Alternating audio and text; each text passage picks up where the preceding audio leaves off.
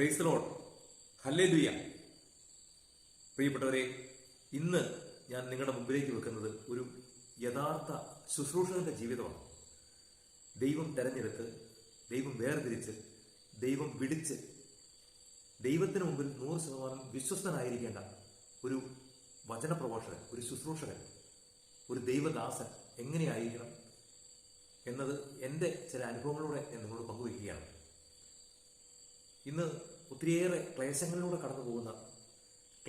കടന്നുപോയി ജീവിത സമരത്തിന് മുമ്പിൽ തൻ്റെ ശുശ്രൂഷ ജീവിതം പരാജയപ്പെട്ട് തൻ്റെ ശുശ്രൂഷ ജീവിതം ഉപേക്ഷിച്ചു പോയ നിരവധി ശുശ്രൂഷകരുടെ മുമ്പിലേക്കാണ് ഇന്ന് ഞാൻ എൻ്റെ ഈ എളിയ അനുഭവം സമർപ്പിക്കുന്നത്. Praise the Lord.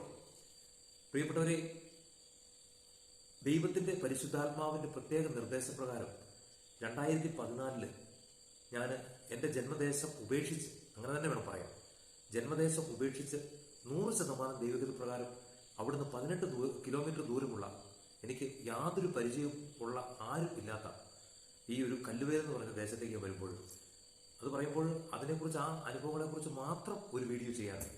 ഒരു 10 മിനിറ്റോളം അത് തന്നെ പറയാനുണ്ട്. പക്ഷേ ഇന്നത്തെ നമ്മുടെ വിഷയം അതായതുകൊണ്ട് അതിനെക്കുറിച്ച് ഞാൻ വിവരിക്കുന്നില്ല. അങ്ങനെ ഈ കല്ലുവേലിലെത്തി, ദൈവത്തിൻ്റെ ഹിതപ്രകാരം ഇവിടെ ഈ കല്ലുവേലിലെത്തിയിട്ട്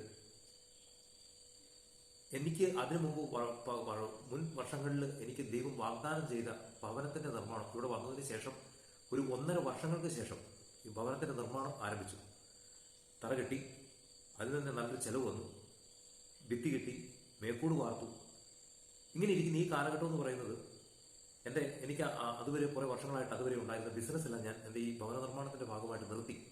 ലോൺ എടുക്കണ്ട, കയ്യിലുള്ള കാശ് കൊണ്ട് പണിയാമെന്ന് വിചാരിച്ച് ബിസിനസ് ഒക്കെ നിർത്തി അതിൻ്റെ മൂലധനമായിട്ടുണ്ടായിരുന്ന പൈസയൊക്കെ വീടേ കയറ്റി അങ്ങനെ മുന്നോട്ട് പോകുന്നു.